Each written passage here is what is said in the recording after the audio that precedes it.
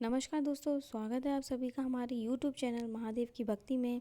आज हम इस वीडियो में आपको माघ मास महात्म्य अध्याय 19 सुनाने जा रहे हैं।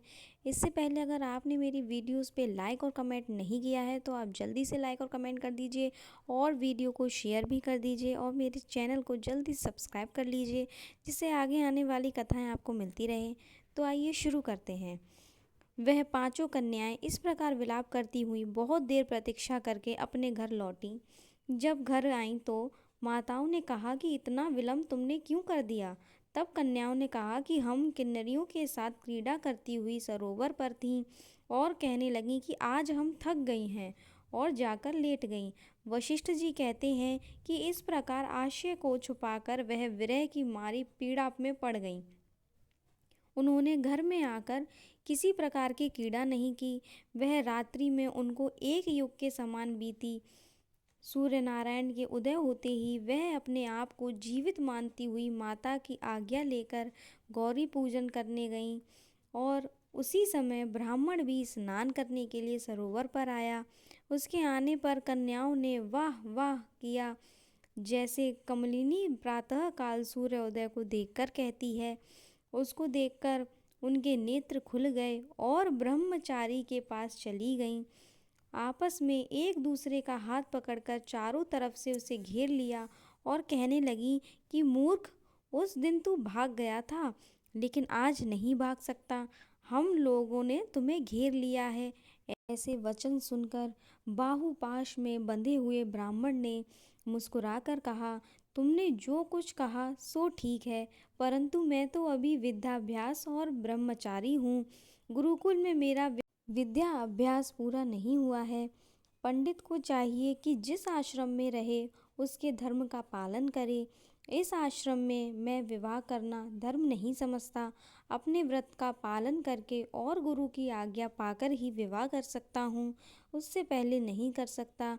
यह बात सुनकर वह कन्याएं बोलीं जैसे वैशाख मास में कोयल बोलती है। वह कहने लगी कि धर्म से अर्थ और अर्थ से काम और काम से धर्म का फल प्रकाश होता है। ऐसा ही पंडित लोग और शास्त्र कहते हैं। हम काम सहित धर्म की अधिकता से आपके पास आई हैं, सो आप पृथ्वी के सब भोगों को भोगिए।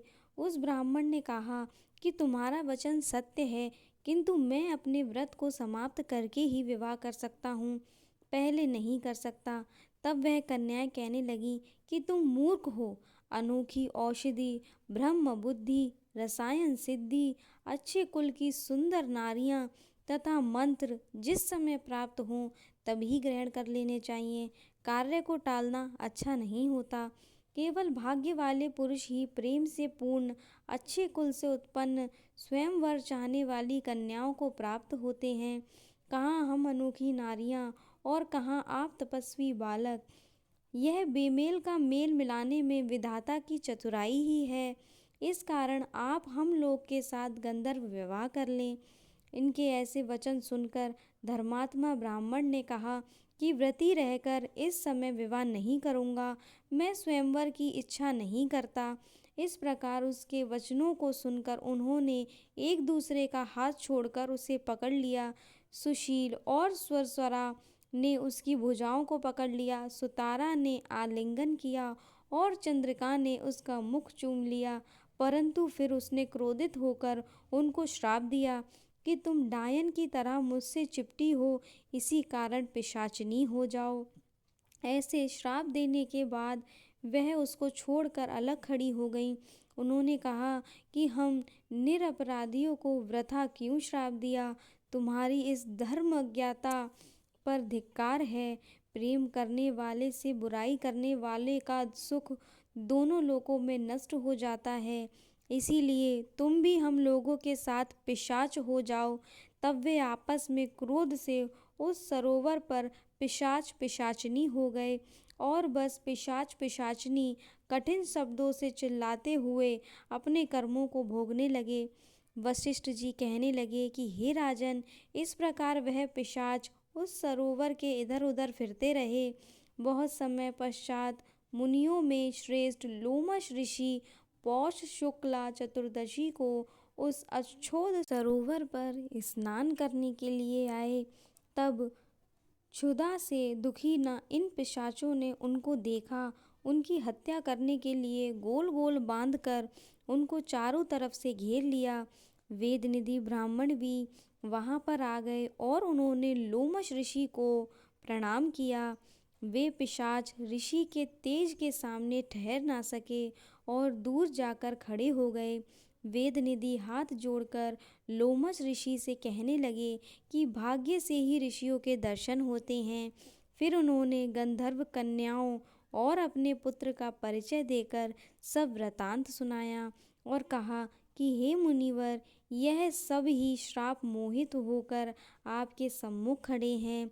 आज इन बालकों का निस्तार होगा, जैसे सूर्योदय से अंधेरे का नाश होता है।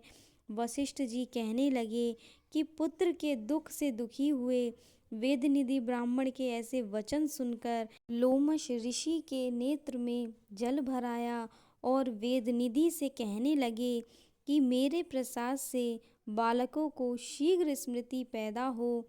मैं उनका धर्म कहता हूँ, जिससे इसका आपस का ज्ञान विलीन हो जाएगा। इसी के साथ हमारी कथा का 19वां अध्याय समाप्त होता है। कथा का 20वां अध्याय सुनने के लिए हमारे चैनल को सब्सक्राइब कीजिए और हमारी वीडियो अगर अच्छी लगी हो तो इस पर लाइक और कमेंट ज़रूर कीजिएगा और वीडियो को शेयर भी कीजिएगा।